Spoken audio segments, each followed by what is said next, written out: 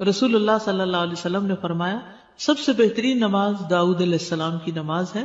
وہ نصف رات سوتے تھے، تہائی رات جاگتے تھے اور رات کا چھٹا حصہ سوتے تھے. یعنی پہلے کچھ دیر سو جاتے اور پھر درمیان میں جاگتے، پھر آخر میں پھر سو جاتے. تو اس طرح پھر ان کی تھکاوٹ بھی نہیں ہوتی. جو رات کے بالکل ارلی حصے کا سونا ہوتا ہے نا، وہ اگر انسان کو مل جائے تو وہ اتنا زبردست ہوتا ہے گویا وہ انسان ساری رات سو چکا، کئی گھنٹوں کی نیند کے برابر ہوتا ہے. اس میں تھکاوٹ جلد اترتی بنسبت پچھلی رات سو. صحابہ کا قیام. عائشہ رضی اللہ تعالیٰ عنہ سے روایت ہے، انہوں نے فرمایا نبی صلی اللہ علیہ وسلم نے ایک شخص کو مسجد میں قرآن پڑھتے سنا تو فرمایا اللہ اس پر رحم کرے، مجھے اس نے اس وقت فلاں فلاں آیت یاد دلا دی ہے جو میں فلاں فلاں سورت سے بھول گیا تھا. عباد اللہ بن عبداللہ نے حضرت عائشہ رضی اللہ تعالیٰ عنہ سے یہ اضافہ بیان کیا ہے کہ نبی صلی اللہ علیہ وسلم نے میرے گھر میں نماز تہجد پڑھی تو آپ نے عباد کی آواز سنی جو مسجد میں نماز پڑھ رہے تھے. آپ نے فرمایا عائشہ کیا یہ عباد کی آواز ہے؟ میں نے عرض کیا جی ہاں. آپ نے دعا فرمائی اے اللہ عباد پر رحم فرما. کیا خیر خواہی تھی نبی صلی اللہ علیہ وسلم کہ اپنے ساتھیوں کے بارے میں جب سنتے تھے تو وہیں ان کی غیر موجودگی میں بھی ان کے لیے دعا کرتے. تو ابھی آپ نے کہا نا کہ جگہ جگہ روشنیاں، تو یہ صحابہ کے گھروں میں ایسے ہی ہوتا. صحابیات کا قیام. نبی صلی اللہ علیہ وسلم نے فرمایا مجھ سے جبریل علیہ السلام نے کہا کہ حفصہ سے رجوع کر لو کیونکہ وہ بہت روزے رکھنے والی اور بہت قیام کرنے والی ہے اور بے شک وہ جنت میں آپ کی بیوی ہے. امام احمد بن حنبل، امام بخاری، حافظ عراقی، یہ سب قیام اللیل کرنے والے لوگ تھے اور ان کے لیے ایسے ہی تھا جیسے کوئی بہت مانوس چیز ہے، یعنی بالکل روٹین کی بات تھی. تہجد کے فائدے. نمبر 1 خیر و بھلائی ملنا. جابر رضی اللہ عنہ سے روایت ہے، کہتے ہیں کہ رسول اللہ صلی اللہ علیہ وسلم نے فرمایا کوئی مرد اور عورت ایسی نہیں کہ رات کو سوئے مگر اس کے سر پہ گریں لگا دی جاتی ہے. بس اگر اس نے جاگتے وقت اللہ کا ذکر کیا تو گرہ کھل جاتی ہے. اگر کھڑا ہوا اور وضو کیا اور نماز پڑھی تو سب گریں کھل جاتی ہیں اور وہ خوش دل ہلکا پھلکا ہو کر بھلائی کو پہنچنے والا ہوتا. یعنی جو لوگ صبح اٹھ کر صبح اٹھتے ہی پہلے ذکر کرتے ہیں، اللہ کا دعا کرتے ہیں، اگر تہجد کے وقت اٹھے ہیں تو کون سی آیات پڑھتے ہیں؟ آل عمران کی آخری آیات، ان فی خلق السماوات والارض، اور پھر وضو کرتے ہیں، نماز پڑھتے ہیں تو ان کی ساری گرہیں کھل جاتی، بالکل فریش ہو کر ریلیکس ہو کر دن کا آغاز کرتے ہیں. اور اگر نماز مس ہو جائے تو بوجھ تلے آ جاتے ہیں. اسی طرح نفس میں چستی آتی ہے ورنہ سستی اور خباثت نفس کے اندر آتی ہے. لا علاج مرض سے شفا ملنا. امام ابن قیم کہتے ہیں قیام اللیل حفظان صحت کے اسباب میں سب سے زیادہ نفع مند، یعنی صحت کی حفاظت کے لیے سب سے اچھی چیز ہے اور بہت سے لا علاج امراض کو روکنے والے امور میں سے سب سے زیادہ روکنے والا ہے اور جسم، روح اور دل کو بہت چاق و چوبند رکھنے والا ہے. یعنی لا علاج مرضوں کا علاج ہے قیام اللیل. دل کا علاج. یحییٰ ابن معاذ کہتے ہیں دل کا علاج 5 چیزوں میں ہے. نمبر 1 تدبر کے ساتھ قرآن پڑھنا. نمبر 2 پیٹ کو خالی رکھنا، یعنی بہت زیادہ نہ کھانا. نمبر 3 قیام اللیل. نمبر 4 سحری کے وقت اللہ کے سامنے عاجزی اور انکساری کرنا. نمبر 5 نیک لوگوں کی مجلس میں بیٹھنا. دل کو خوشی ملنا. عطا خراسانی کہتے ہیں جب آدمی رات کو تہجد کے لیے اٹھتا ہے تو خوشی کے ساتھ صبح کرتا ہے اور اس قیام کی وجہ سے اپنے دل میں مسرت محسوس کرتا ہے، اور اگر اس پر نیند غالب آ جائے اور وہ اپنے ورد سے سویا رہ جائے تو غم کی حالت میں صبح کرتا ہے کہ آج میرے تہجد مس ہو گئے، اور اس کا دل ٹوٹا ہوا ہوتا ہے گویا کہ اس کا کچھ کھو گیا ہو کیونکہ اس نے اپنے نفع مند کاموں میں سب سے زیادہ مفید کام کو کھو دیا، یعنی قیام اللیل کو.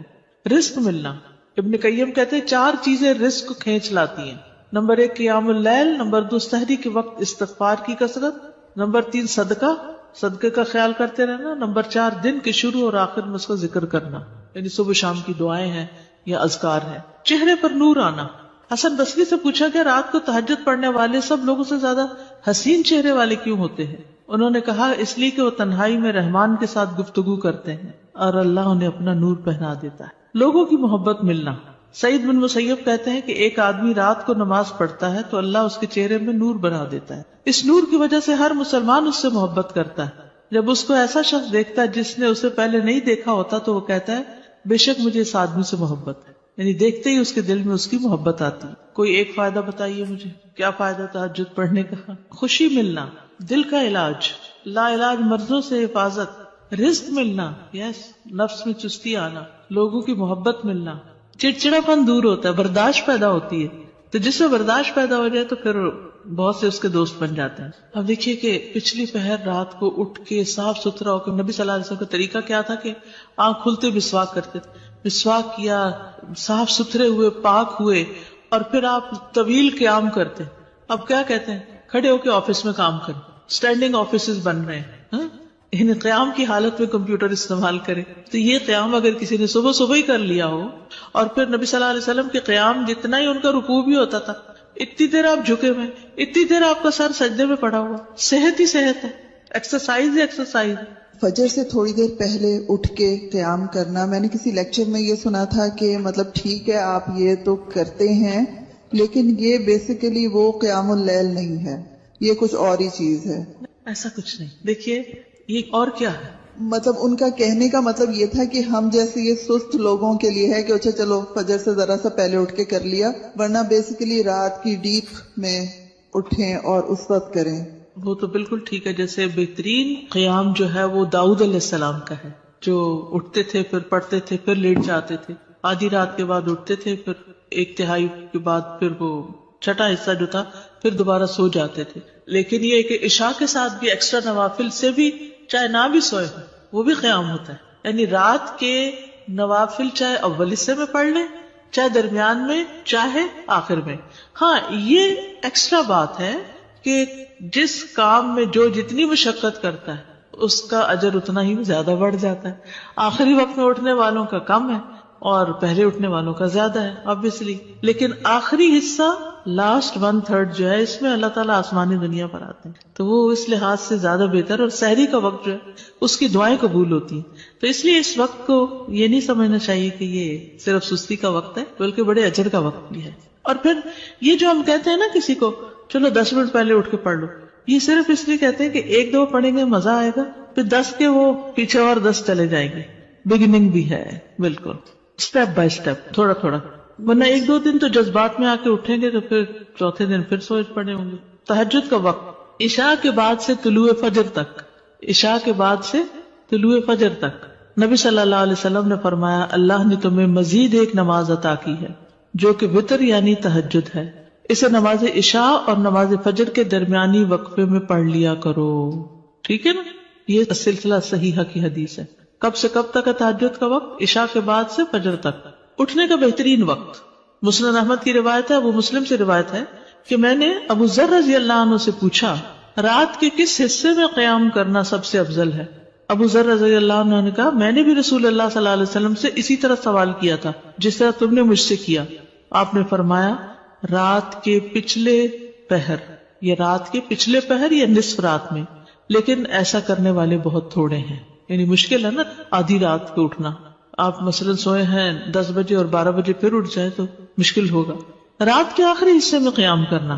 جابر رضی اللہ عنہ سے روایت ہے, انہوں نے کہا میں نے نبی صلی اللہ علیہ وسلم کو فرماتے ہوئے سنا تم میں سے جسے یہ خدشہ ہو کہ وہ رات کے آخر میں نہیں اٹھ سکے گا تو وہ وتر پڑھ لے پھر سو جائے, اور جسے رات کے قیام کا یقین ہو وہ رات کے آخر میں وتر پڑھے, کیونکہ رات کے آخری حصے میں قرات کے وقت حاضری دی جاتی ہے اور یہ بہتر ہے. ٹھیک ہے, تو رات کا آخری حصہ بھی اچھا ہے.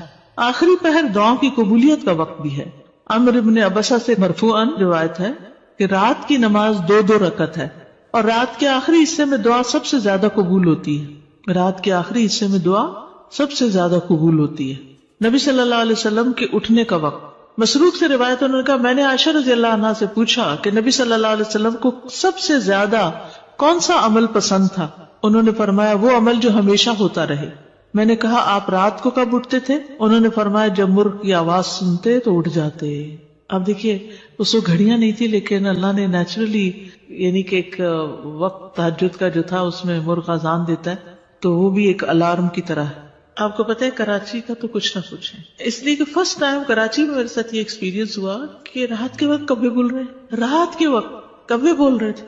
یہ فرسٹ ٹائم میں نے دیکھا تو میں نے کہا یہ کیا ہوا ہے, یہ نہیں, میں پریشان ہو گئی جب شروع میں گئی وہاں, یہ کیا ہو رہا ہے. پھر مجھے سمجھ میں آیا کہ یہاں کراچی میں تو ساری رات ٹریفک چل رہی ہوتی ہے اور لوگ جاگ رہے ہوتے ہیں, کہ کراچی میں لوگ رات کو زیادہ جاگتے ہیں, تو وہ پھر کبھی بھی جاگنے لگے. کھانا ملتا ہے, بالکل کھانا بھی ملتا ہے. اب دیکھیں ریسٹورینٹس کے باہر وہ پرندے اڑ کے رات کے وقت آ کے بیٹھ جاتے ہیں, کیونکہ دن کو وہ سب بند پڑا ہوتا ہے بیچارے, ان کا رزق بھی رات کو کھلتا ہے. ان کا یعنی کہ وہ سارا سسٹم ڈسٹرب ہو چکا ہے. جیسے انسان ڈسٹرب ہو گئے تو پرندے بھی ڈسٹرب ہو گئے. حضرت عائشہ سے روایت فرماتی ہیں آپ صلی اللہ علیہ وسلم شروع رات میں سوتے اور آخر رات میں بیدار ہو کر تہجد کی نماز پڑھتے.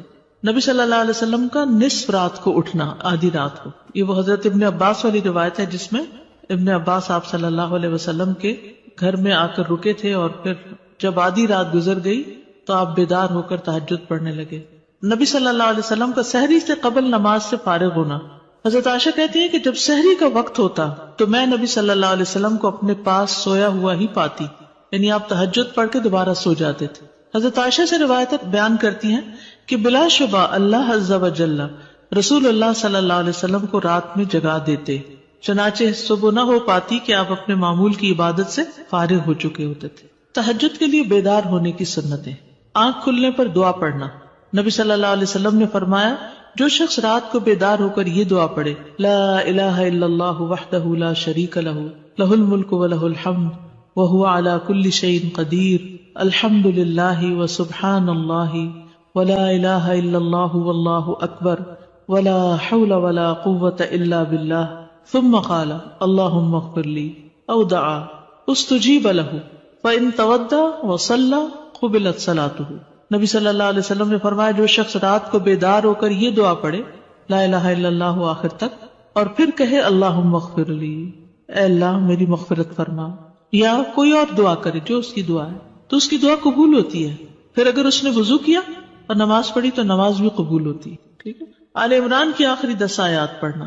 ابن عباس نے ابو المتوکل کو بتایا کہ انہوں نے ایک رات نبی صلی اللہ علیہ وسلم کے ہاں گزاری تو اللہ کے نبی رات کے آخری حصے میں اٹھے، باہر نکلے اور آسمان پر نظر ڈالی، پھر سورۃ آل عمران کی آیت پڑھی ان فی خلق السماوات والارض. 3 بار وقفے سے اٹھنا. ابن عباس کہتے ہیں وہ ایک رات رسول اللہ صلی اللہ علیہ وسلم کے ہاں سوئے تو رات کو آپ جاگے، مسواک کی اور وضو فرمایا. آپ اس وقت یہ آیات پڑھ رہے تھے ان فی خلق السماوات والارض. یہ آیات تلاوت فرمائی حتیٰ کہ سورت ختم کی، پھر آپ کھڑے ہوئے اور 2 رکعتیں پڑھی. ان میں بہت طویل قیام، رکوع اور سجدے کیے، پھر واپس پلٹے اور سو گئے یہاں تک کہ آپ کی سانس کی آواز سنائی دینے لگی. پھر آپ نے اس طرح 3 دفعہ کیا، 6 رکعتیں پڑھی. ہر دفعہ آپ مسواک کرتے، وضو فرماتے اور ان آیات کی تلاوت فرماتے. پھر آپ نے 3 وتر پڑھے، پھر مؤذن نے اذان دی تو آپ نماز کے لیے باہر تشریف لے گئے. یعنی بار بار وضو کیا، بار بار مسواک کیا اور بار بار ان فی خلق پڑھا اور عبادت کی. بیدار ہوتے ہی مسواک کرنا. ابن عمر سے مرفوعاً مروی ہے کہ آپ صلی اللہ علیہ وسلم جب سوتے تو مسواک آپ کے پاس ہوتی، جب بیدار ہوتے تو مسواک سے ابتدا کرتے. اسی طرح جب آپ تہجد کے لیے کھڑے ہوتے تو اپنا منہ مسواک سے اچھی طرح صاف کرتے. 2 رکعتیں پڑھ کر سلام پھیرتے اور مسواک کرتے. سبحان اللہ، کس کثرت کے ساتھ منہ صاف کرتے. صحابہ کو بھی حکم دیا جاتا کہ رات کو اٹھے تو مسواک کرے. پھر درمیانہ وضو کرنا. ابن عباس سے روایت ہے انہوں نے کہا میں نے ایک رات اپنی خالہ میمونہ کے ہاں گزاری. نبی صلی اللہ علیہ وسلم رات کو اٹھے اور اپنی ضرورت کی جگہ آئے، پھر اپنا چہرہ اور دونوں ہاتھ دھوئے، پھر سو گئے اور پھر اٹھے اور مشکیزے کے پاس آئے، اس کا بندھن کھولا، پھر 2 وضو کے درمیان کا وضو کیا، یعنی ہلکا سا وضو، اور پانی زیادہ استعمال نہیں کیا اور اچھی طرح وضو کیا. پھر اٹھے اور نماز شروع کی. کم سے کم اور زیادہ سے زیادہ تعداد کتنی رکعتیں پڑھنی چاہیے؟ ٹھیک ہے. یہ بھی بڑا اہم سوال ہے. اکثر لوگ پوچھتے ہیں تہجد کتنی رکعتیں؟ تو یہ ظہر اثر وغیرہ کی طرح مقرر رکعتیں نہیں ہیں، اس میں وسعت ہے. ٹھیک ہے. کم سے کم اور زیادہ سے زیادہ تعداد. ابن عثیمین کہتے ہیں نبی صلی اللہ علیہ وسلم سے رات کی نماز کے متعلق سوال کیا گیا تو آپ نے فرمایا رات کی نماز 2 رکعت ہے، مثنا مثنا. اور آپ نے اس کو کسی تعداد کے ساتھ متعین نہیں کیا. آپ نے یہ نہیں فرمایا 4 ہے، 6 ہے، 8 ہے، 10 ہے، نہیں. کیا فرمایا؟ 2 ہے.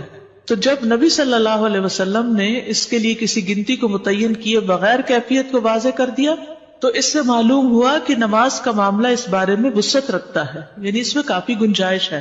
انسان 100 رکعتیں بھی پڑھ سکتا ہے اور 1 رکعت کے ساتھ اس کو وتر بنا سکتا ہے. تو اصل بات یہ کہ انسان جتنی طاقت پاتا ہے اتنی رکعتیں ادا کر لے. ٹھیک. ابن باز رات کی نماز کی تعداد کے متعلق کہتے ہیں کہ یہ بات ہر انسان کی طاقت کی طرف لوٹتی ہے. اور نبی صلی اللہ علیہ وسلم 11 رکعت ادا کرتے اور 2 رکعت پر سلام پھیرتے. آپ علیہ الصلوۃ والسلام اپنی قرات، اپنے رکوع اور اپنے سجدوں کو لمبا کرتے تھے اور قیام اللیل کو 2 ہلکی پھلکی رکعتوں کے ساتھ شروع کرتے تھے. سب سے بہتر یہی ہے. اور اگر وہ 3، 5 یا اس سے بھی زیادہ پڑھتا تو کوئی حرج نہیں. ہر ایک اپنی طاقت کے مطابق ادا کرے گا، اس میں کوئی حد نہیں.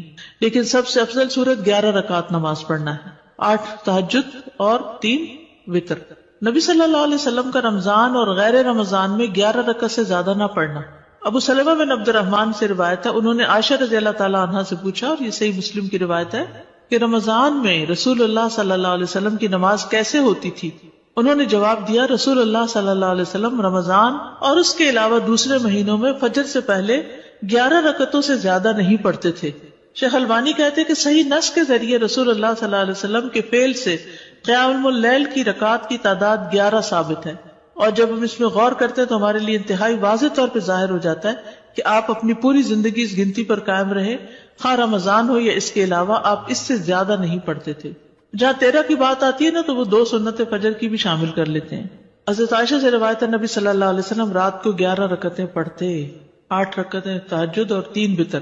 کبھی 9 رکعتیں بھی پڑھی ہیں آپ نے، ٹھیک ہے، کبھی 7 رکعتیں بھی ادا کی ہیں آپ نے، اور 7 سے کم نہیں پڑھی، یعنی 6 پڑھ کے 1 وتر کیا ہے، 7 سے کم نہیں پڑھی اور 13 سے زیادہ نہیں پڑھی. رکعات کی ادائیگی کا طریقہ کیا ہے؟ 2 کر کے پڑھنا. حضرت عبداللہ بن عمر سے روایت، انہوں نے کہا، ایک آدمی نے پوچھا کہ اللہ کے رسول رات کی نماز کیسے ادا کی جائے؟ آپ نے فرمایا، رات کی نماز 2 رکعتیں ہیں، جب صبح ہونے کا اندیشہ ہو تو 1 وتر پڑھ لو. جب آپ تہجد پڑھتے تو ہر 2 رکعتوں کے بعد سلام پھیرتے اور 2 ہلکی رکعتوں سے آغاز کرتے. زید بن خالد جوہنی سے روایت ہے، انہوں نے کہا، میں آج رسول اللہ صلی اللہ علیہ وسلم کی نماز کا مشاہدہ کروں گا، یعنی رات کی نماز کا.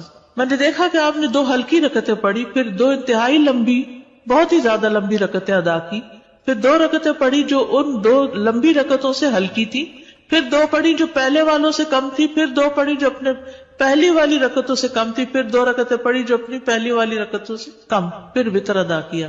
یعنی سب سے پہلے 2 ہلکی، پھر 2 خوب لمبی، پھر 2 اس سے کچھ کم، پھر اس سے کم، پھر اس سے کم، پھر اس سے کم. لیکن آپ کی یہ جو رکعتیں تھی بہت خوبصورت اور بہت طویل ہوتی تھی. حضرت عائشہ کہتی ہیں، ان کی خوبصورتی اور ان کی طوالت کے بارے میں مت پوچھو. پھر 4 رکعتیں پڑھتے، ان کے حسن، ان کی طوالت کے بارے میں نہ پوچھو. پھر 3 رکعتیں پڑھتے، یعنی 4 کے بعد تھوڑا سا بیچ میں وقفہ.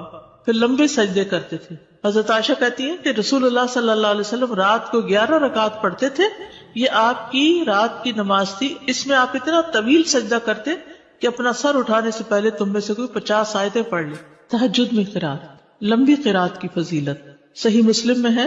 جابر رضی اللہ عنہ سے روایت ہے، انہوں نے کہا کہ رسول اللہ صلی اللہ علیہ وسلم نے فرمایا، فضیلت والی نماز وہ ہے جس میں قیام لمبا ہو، یعنی دیر تک کھڑے رہے. 10 آیات کی تلاوت کا اجر. رسول اللہ صلی اللہ علیہ وسلم نے فرمایا، جس شخص نے 10 آیتوں سے قیام کیا وہ غافلوں میں سے نہیں لکھا جاتا. 100 آیات کی تلاوت کا اجر. رسول اللہ صلی اللہ علیہ وسلم نے فرمایا، جس نے 100 آیات کے ساتھ قیام کیا وہ فرما برداروں میں سے لکھا جاتا ہے. رسول اللہ صلی اللہ علیہ وسلم نے فرمایا، جس نے رات کی نماز میں 100 آیات کی قرات کی اسے غافلین میں نہیں لکھا جاتا اور اسے فرما برداروں میں لکھ لیا جاتا ہے. 1000 آیات کی تلاوت کا بے انتہا اجر. رسول اللہ صلی اللہ علیہ وسلم نے فرمایا، جو 1000 آیات سے قیام کرے وہ بے انتہا ثواب جمع کرنے والوں میں لکھا جاتا ہے. مقنطرین کا لفظ آتا ہے. نبی صلی اللہ علیہ وسلم کی قرات. آپ صلی اللہ علیہ وسلم کی تہجد میں قرات مختصر ہونے یا لمبی ہونے کے اعتبار سے مختلف ہوتی تھی. کبھی آپ ہر رکعت میں یا ایھا المزمل کی مقدار کے مطابق قرات کرتے تھے، اور یہ 20 آیات والی صورت ہے، ٹھیک ہے. کبھی آپ ہر رکعت میں کیا پڑھتے؟ یا ایھا المزمل 20 آیات والی. کبھی 50 آیات کے برابر قرات کرتے تھے، اور کبھی کبھی سورۃ البقرہ اور آل عمران اور النساء بھی. تو اس سے ہی پتہ چلتا ہے کہ اس میں کوئی لگا بندہ قاعدہ نہیں کہ اتنی ضرور قرات کی جائے، حسب حالت کم یا زیادہ کی جا سکتی ہے، لیکن obviously جتنی کریں گے پھر اس کا اجر اتنا ہی مختلف ہو جائے گا. نبی صلی اللہ علیہ وسلم کا قیام لمبا ہوتا تھا. عبداللہ بن مسعود سے روایت ہے، وہ کہتے ہیں، میں نے ایک رات نبی صلی اللہ علیہ وسلم کے ہمراہ تہجد پڑھی تو آپ کافی دیر کھڑے رہے، حتیٰ کہ میں نے ایک برے کام کا ارادہ کیا. ہم نے کہا، آپ کا کیا ارادہ تھا؟ انہوں نے فرمایا، میں نے یہ ارادہ کیا کہ میں نبی صلی اللہ علیہ وسلم کو قیام میں چھوڑ کر خود بیٹھ جاؤں. تھک گئے ہوں گے. ایک ہی آیت کی مسلسل تکرار. حضرت عائشہ سے مروی ہے، انہوں نے کہا کہ نبی صلی اللہ علیہ وسلم نے ایک رات قرآن کی ایک ہی آیت سے قیام کیا، یعنی ایک آیت بار بار پڑھتے رہے، بار بار پڑھتے رہے. اور وہ کیا آیت تھی؟ ان تعذبہم فانہم عبادک وان تغفر لہم فانک انت العزیز الحکیم. اگر تو ان کو سزا دے تو بے شک وہ تیرے ہی بندے ہیں، اور اگر تو معاف کر دے تو بے شک تو ہی غالب بڑی حکمت والا ہے. یعنی یہ تو تجھ پر ہی، یعنی کہ ایک طرح سے رحم ہی کی درخواست کر رہے ہیں کہ تیرے بندے ہیں، تو رحم فرما دے ان پر. اسی طرح سورۃ الاخلاص کی تکرار، بار بار ایک ہی سورت. پھر اسی طرح جہری اور سری دونوں طرح سے قرات کرنا جائز ہے. آپ چاہیں تو تہجد میں بلند آواز سے تلاوت کریں، چاہیں تو دل میں پڑھیں. غزیف بن الحارث سے روایت ہے کہ میں نے عائشہ رضی اللہ تعالی عنہا سے کہا، کیا آپ نے دیکھا کہ رسول اللہ صلی اللہ علیہ وسلم قرآن اونچی آواز سے پڑھتے تھے یا خاموشی سے؟ فرمایا کبھی اونچی آواز سے پڑھتے، کبھی دھیمی آواز سے. میں نے کہا اللہ اکبر، تمام تعریف اللہ کے لیے جس نے اس معاملے میں وسعت رکھی. اب یہ اختلاف نہیں، کیا ہے؟ وسعت ہے. ابو ہریرہ سے روایت ہے، وہ بیان کرتے ہیں کہ نبی صلی اللہ علیہ وسلم رات کو کبھی بلند آواز سے اور کبھی دھیمی آواز سے قرات کرتے. ابن عباس کہتے ہیں کہ نبی صلی اللہ علیہ وسلم کی قرات اس قدر بلند ہوتی کہ صحن میں بیٹھا آدمی سن سکتا تھا جب آپ گھر میں یعنی کمرے میں ہوتے تھے. حضرت عائشہ سے مروی ہے کہ ایک شخص رات کو اٹھا اور قرات کرنے لگا. اس نے اپنی آواز بلند رکھی. جب صبح ہوئی تو رسول اللہ صلی اللہ علیہ وسلم نے فرمایا اللہ فلاں پہ رحم فرمائے، اس نے رات مجھے کتنی ہی آیتیں یاد دلا دی جو میں بھول چکا تھا. تو بعض اوقات اونچی قرات سے دوسرے لوگوں کو فائدہ ہو جاتا ہے جو آس پاس ہوتے ہیں. درمیانی آواز میں قرات. ایک رات نبی صلی اللہ علیہ وسلم نکلے اور ابو بکر رضی اللہ عنہ کے پاس سے گزرے. وہ نماز پڑھ رہے تھے اور ان کی آواز دھیمی تھی. راوی کہتے ہیں اور آپ عمر بن خطاب کے پاس سے گزرے، وہ بھی نماز پڑھ رہے تھے، ان کی آواز بہت بلند تھی.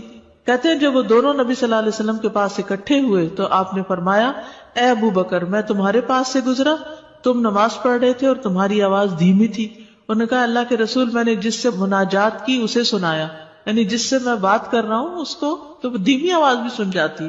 کہتے ہیں پھر آپ نے عمر سے کہا میں تمہارے پاس سے گزرا اور تم بلند آواز سے نماز پڑھ رہے تھے. انہوں نے کہا اللہ کے رسول، میں سوتے کو جگا رہا تھا اور شیطان کو بگا رہا تھا. بس نبی صلی اللہ علیہ وسلم نے فرمایا اے ابو بکر، اپنی آواز کچھ بلند کیا کرو، اور اے عمر، تم اپنی آواز کچھ دھیمی رکھا کرو. درمیانی چیز. لیکن یاد رکھیے کہ دوسرے کو اذیت نہیں دینی چاہیے. اگر کوئی سو رہا ہے اور وہ چاہتا ہے کہ ہم اونچا نہ پڑھیں تو پھر اونچا نہ پڑھیں.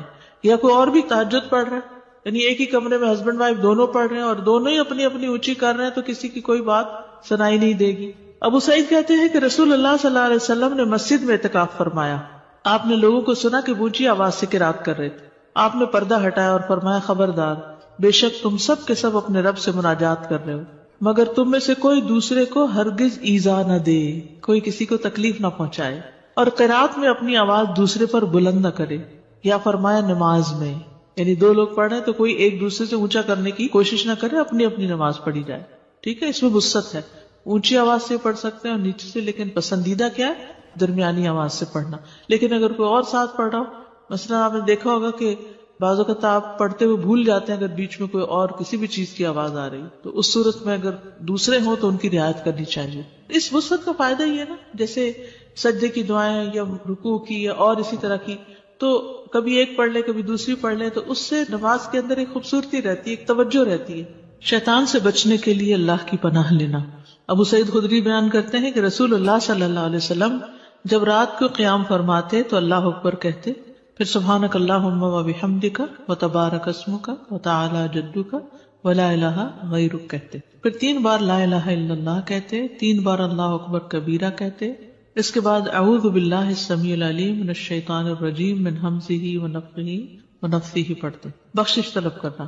ربیعہ الجرشی سے روایت ہے، کہتے ہیں کہ ایک مرتبہ میں نے عائشہ رضی اللہ عنہا سے سوال کیا تو میں نے کہا کہ رسول اللہ صلی اللہ علیہ وسلم جب رات کو قیام کرتے تو کس چیز سے آغاز فرماتے؟ انہوں نے کہا کہ آپ 10 مرتبہ اللہ اکبر کہتے، 10 بار سبحان اللہ، 10 بار لا الہ الا اللہ، 10 بار استغفر اللہ، اور 10 مرتبہ یہ دعا اللہم اغفر لی واہدنی وارزقنی، اور پھر 10 بار یہ دعا اللہم انی اعوذ بک من الضیق یوم الحساب، دنیا کی تنگی سے دعا مانگنا. شریک حوزنی کہتے کہ میں ام المومنین عائشہ رضی اللہ عنہا کے پاس گیا اور ان سے پوچھا کہ رسول اللہ صلی اللہ علیہ وسلم جب رات کو اٹھتے تو کس چیز سے ابتدا کرتے؟ انہوں نے کہا تحقیق تو نے مجھ سے ایسا سوال کیا جس کے متعلق تجھ سے پہلے مجھے کسی نے نہیں پوچھا. آپ جب رات کو اٹھتے تو 10 بار اللہ اکبر کہتے، 10 بار الحمدللہ کہتے، 10 بار سبحان اللہ و بحمدہ کہتے، 10 بار سبحان الملک القدوس کہتے، 10 بار استغفر اللہ کہتے، 10 بار لا الہ الا اللہ کہتے، 10 بار اللہم انی اعوذ بک من ضیق الدنیا و ضیق یوم القیامہ، اس میں قیامت کی تنگی کا بھی ذکر آتا ہے اور دنیا کا بھی. پھر اسی طرح آپ اللہم اغفر لی واہدنی وارزقنی وعافنی بھی 10 دفعہ یہ اللہ اکبر الحمدللہ سبحان اللہ اور استغفر اللہ کرنے کے بعد یہ پڑھتے تھے. پھر سجدے کی دعا